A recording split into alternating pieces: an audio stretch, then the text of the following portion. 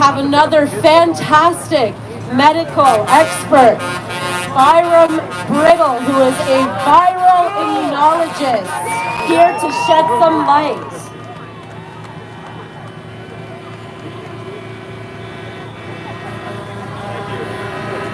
Hello everybody, I'm really glad to be here today.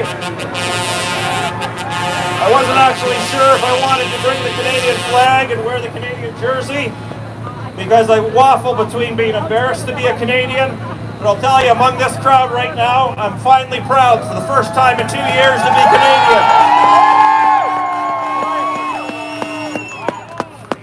So I just want you to know who I am. So I'm Byram Bridle. I'm an associate professor of viral immunology at the University of Guelph. I'm the vaccinologist that Justin Trudeau calls an anti-vaxxer. And I'm a scientist who Justin Trudeau says doesn't know how to follow the science. But I've been following the science. And I'm here to tell you a little bit about it. So I'm going to take a little bit of time to equip you with some of the knowledge that you need to be confident that what you're doing here today is right and just, and the science is completely on your side. So before I do that, I just want to acknowledge my wife is here with me today, which I really appreciate. She's been the rock solid foundation for our family.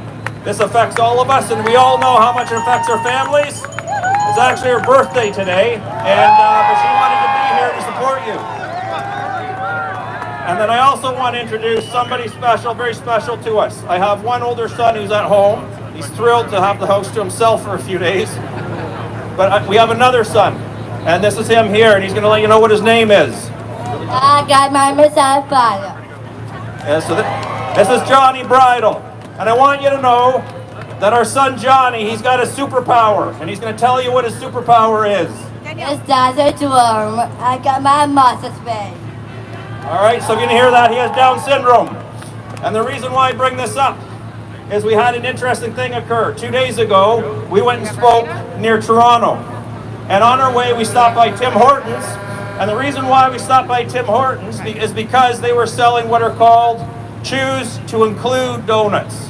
And these donuts were to promote inclusion. And they were to represent and honor and show respect towards people who have different abilities and special needs. And so I got those donuts to celebrate with my son because I love him and I'm proud of him.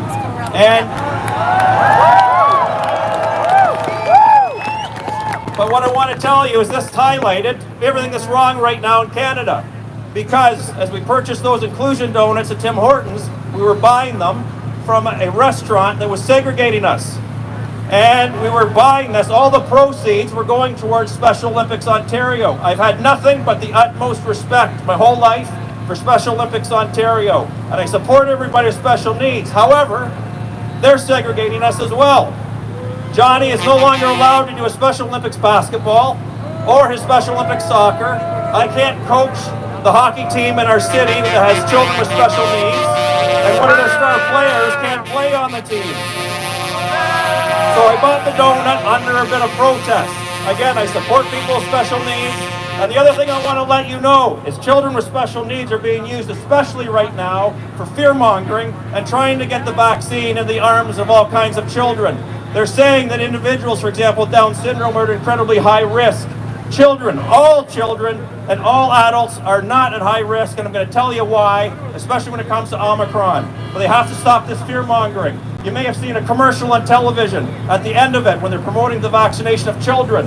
What they do is they show a boy with Down syndrome, and they're doing that on purpose because this is a population, and they're trying to take advantage of that population to make other parents feel forced to vaccinate their kids.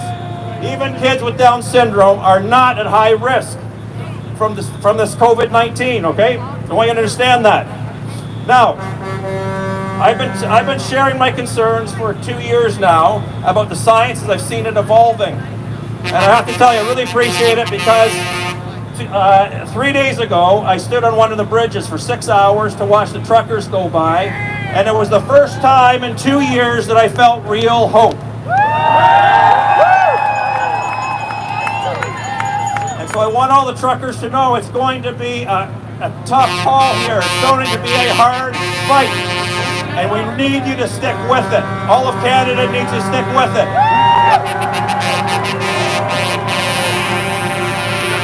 Not everything has been terrible. The last 2 years have been pretty bad. But for me, there's actually a few good things. I have learned who my real friends are.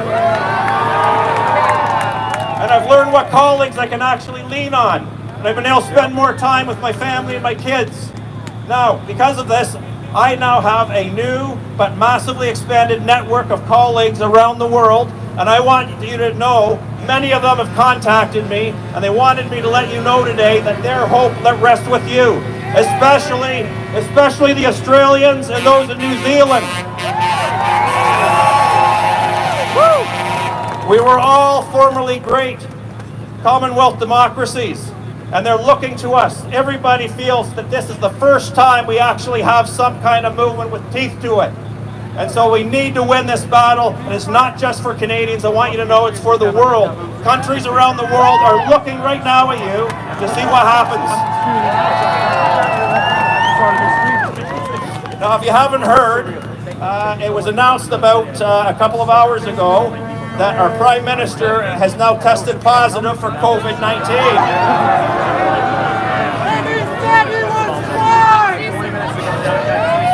So I just want to reiterate that. Our triple-vaxxed Prime Minister... I don't know how well anyone's going to hear, but who are you? My name's Adam. I've lived in Ottawa my entire life, and it's been absolutely unreal to see, all right, fringe minority, He's trying to tell you, and then seeing this he released that crowd. information, I and was he here ended his Saturday night, I message was here saying, all get Sunday, the booster. just got off work to come here, and Now wants you to believe to you, of course. that the booster is going to keep you from dying. If you don't, you're going to die. That is scientific garbage, and again, I'm going to tell you why in a moment. But don't listen to him. You can't forget the fact that he told you about the one-dose summer and how incredibly protective one dose was. And then 2 doses was incredibly protective, and he told you that it stopped transmission and that it prevented disease. Now he's left with saying maybe it'll blunt the disease a wee little bit. How much longer are we going to keep following this crazy narrative?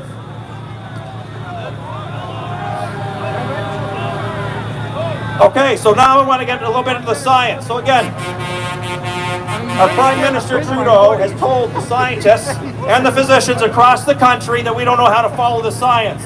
Well, when the AstraZeneca vaccine program was announced, I had 2 senior immunology colleagues that joined me in writing an open letter to Canada, directed at Health Canada, saying, please do not use the AstraZeneca vaccine.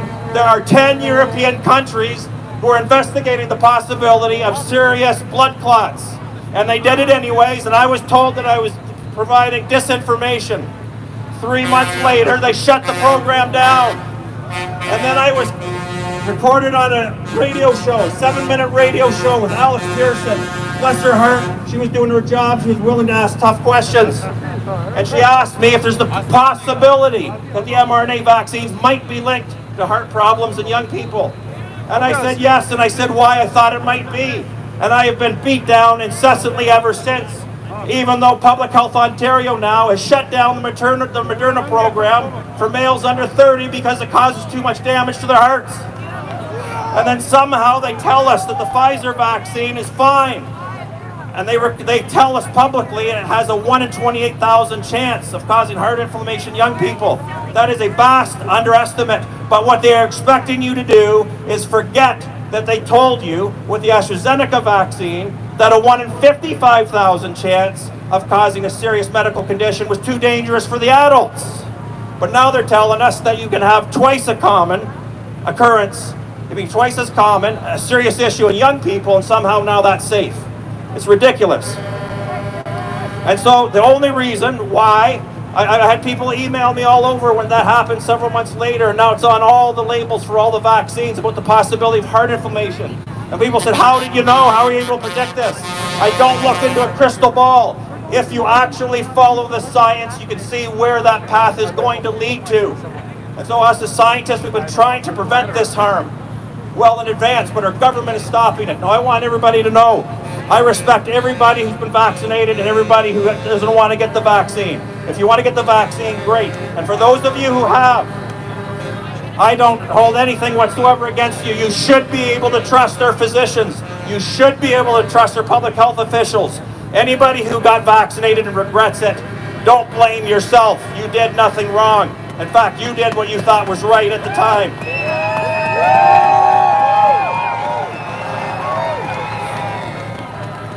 So now I want to tell you something. This is very important, so listen up. Because what I'm going to share with you is cutting edge data, and this data comes from Public Health Ontario, directly from our public health officials that are giving you this narrative. Their own data. You can look this up on the Public Health Ontario website. I was going to say 1 in 10,000. So first of all, it's important to understand, they told us this was a pandemic of the unvaccinated. You know why? Because they argued that cases of COVID-19 were occurring disproportionately among the unvaccinated. And you know why? It's because they were testing primarily the unvaccinated. Most of you know this. If anybody had a vaccine exemption and was allowed into school or work, you had to test. Usually about 3 times a week. Some people up to 5 times a week.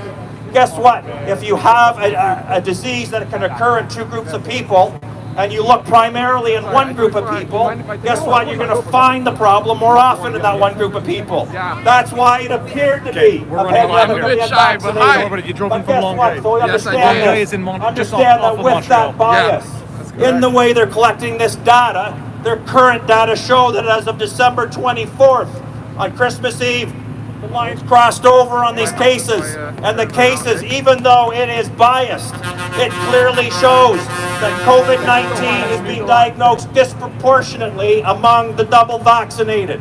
That's a fact. Up to 30 to 40% more cases among the double vaccinated than the unvaccinated. And that's accounting for the differences in the population sizes. And so they tell you this is going to help prevent hospitalizations and death. And they tell you that our ICUs are being overloaded. And that's still why you need to be vaccinated. 75% of the people over the last month that have been hospitalized are vaccinated. 75%. And also, over 50% of people that have been admitted into the ICU have been vaccinated.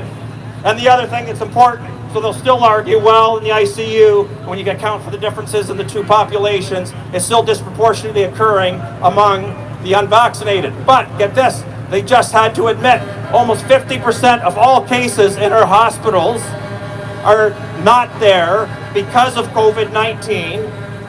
And I'm not even going to go with what they say. They wanted to tell you that they're there with COVID-19. No, almost 50% of the people are there with positive test results for SARS-CoV-2. Positive test results, not because of COVID-19. They've been lying to us all along. Almost half of the cases right now, and guess what? They will not break that down by vaccination status. And that's a yellow flag. So I wonder how many of those in the ICU might actually be people, for those among the unvaccinated, or how many of those are there just with a positive test result instead of because of COVID-19. And the other thing I want you to know, this is cutting edge data. It's their own data. Not one day in the last 2 years in Ontario has the ICU capacity in this province been reached. It has never been reached. Not on one day. Their own data shows that. And the other thing you need to understand, not on one single day have the people who have been in the hospital, not on one single day has more than half of those people been there because of COVID or just simply with a positive test result. It has always been a minority of the people. And to prove that, if you aren't reaching your capacity, that's wasted cost, that's wasted space. And what they haven't told you, they've actually reduced the ICU bed capacity in Ontario over the past several months. So you need to understand, our ICUs have never been bursting. They have never been at capacity. They're lying about that as well. Their own data shows that they're lying about all these things. Their own data does not meet the narrative whatsoever. The other thing is, when you look at the Canadian data and Ontario data in particular, I'm going to focus on that because that's where we are right now. It shows a complete uncoupling of cases with severe outcomes. Okay? So as we have had progressively record-shattering waves of COVID-19 cases, we have had progressively less and less hospitalizations and deaths. There's been a complete uncoupling. And I want you to understand this is typical for a virus. Think about it. If an organism is going to survive, it doesn't want to kill the host. If it kills the host, it's going to go extinct. So this virus is doing what a virus is supposed to do. You know what it's doing? It's becoming quite contagious. Contagious doesn't mean dangerous. Don't be afraid of something because it's contagious. The common cold is highly contagious. That's what a virus wants. If it can spread among people, then it's going to have a lot more hosts to live in. And it's also going to be progressively less dangerous.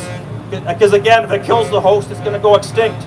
And this is where we're at. The Omicron variant is that virus. It is like a cold now.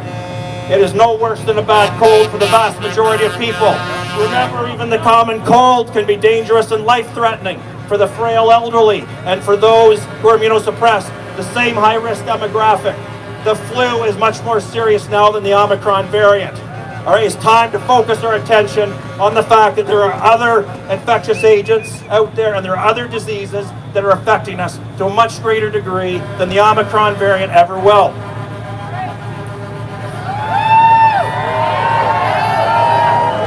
Okay, so this is important. So I want you to know, I have spent lots and lots of time asking people to get up and be willing to talk openly about the science in front of the public so that you can evaluate for yourself whether people like me are lying to you. And nobody, this is telling, not one person has been willing to discuss the science or debate it ever. Not one person. We haven't been able to get anybody to talk openly about the science. The last time I was in Ottawa, I spoke in those Parliament buildings. MP Derek Sloan, bless his heart, had a few of us here, and we were in the Parliament building for a press conference. The press conference was to express concerns about for the first time in Canada, there was massive censorship of physicians and scientists. And it was the most censored press conference in the history of this country. Although despite that, it also ended up being the most viewed video in history coming from the Parliament building. What I want to tell you, there's one place I've learned where the experts cannot hide, where the experts that are pushing this mandate cannot hide. And where they can't hide is in court. They cannot hide in court. And the reason is when we go into court as expert witnesses, if they don't step forward with their expert witnesses on the other side, there's only going to be evidence on our side. And I want you to know that I've been in a number of court cases, and so I've been up against a number of expert witnesses, including recently, and I'm going to say his name because I don't care. Recently I went toe-to-toe with Dr. Peter Uni, who's the head of the Ontario Science Table. And I'm going to tell you, his report was so awful. I've never seen such a terrible, crappy piece of science in my whole life. And I'm also going to tell you, I'll be honest, Peter Uni, he is definitely an expert epidemiologist. There's no question. And he also, I can guarantee, he has no expertise in virology and immunology and vaccinology, and he should not be making any decisions about vaccines and how you should be using them.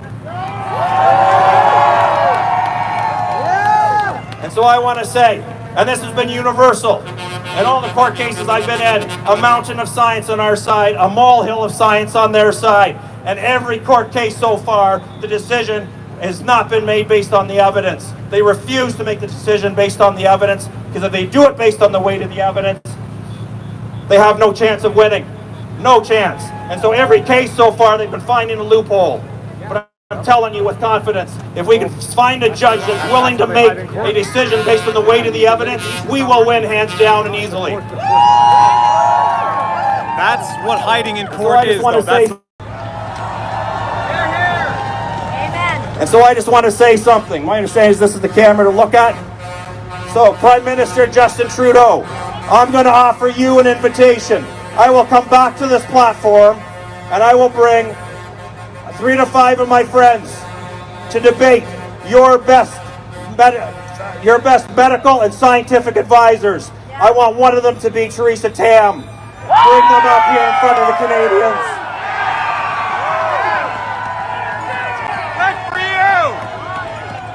I'm the vaccinologist who you've called an anti-vaxxer. And I'm the scientist that you says does not follow the science, even though I've been able to predict the danger of these vaccines at every turn. So you bring your medical professionals, your scientific advisors, bring them up here and let Canadians decide whether we do or do not know what we're talking about.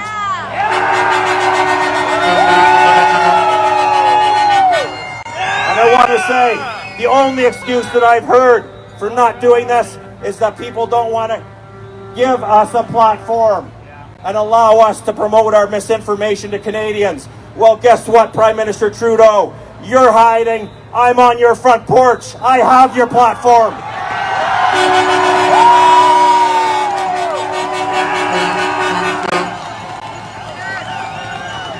If you want to shut this movement down, you come up here and you prove that we don't know what we're talking about.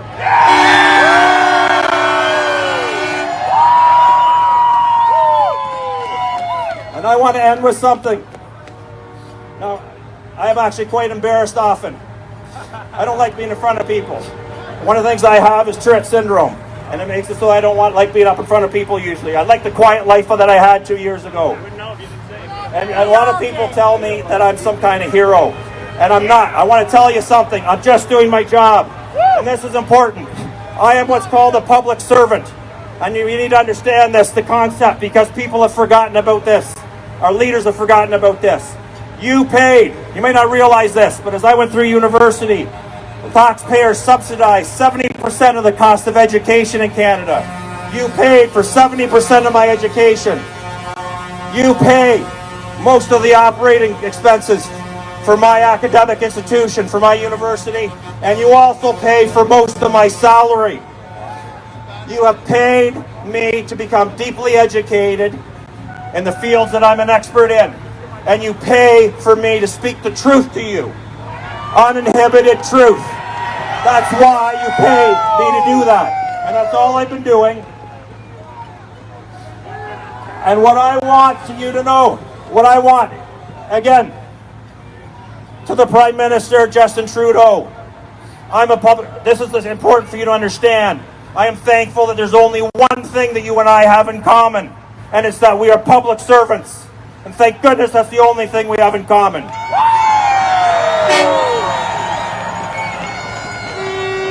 But Prime Minister Justin Trudeau, I want to ask you, what is your definition of servitude?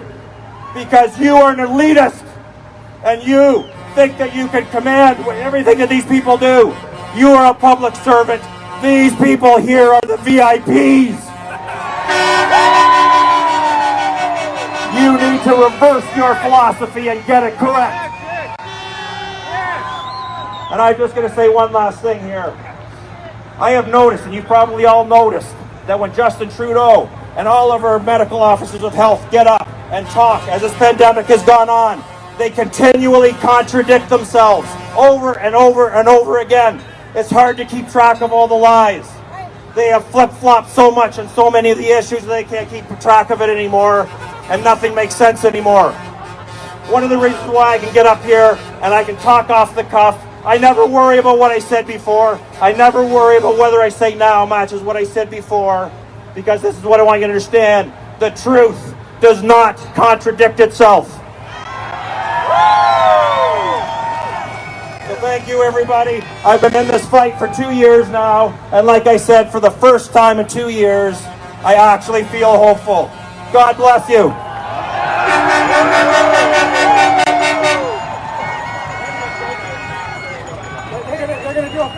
All right, they're going to do a photo, but we want to get the crowd to tell Trudeau, who did just a despicable press conference, meet with us. Meet with us. Meet with us. Meet with us. Meet with us, Trudeau. Meet with us. Meet with us, Trudeau.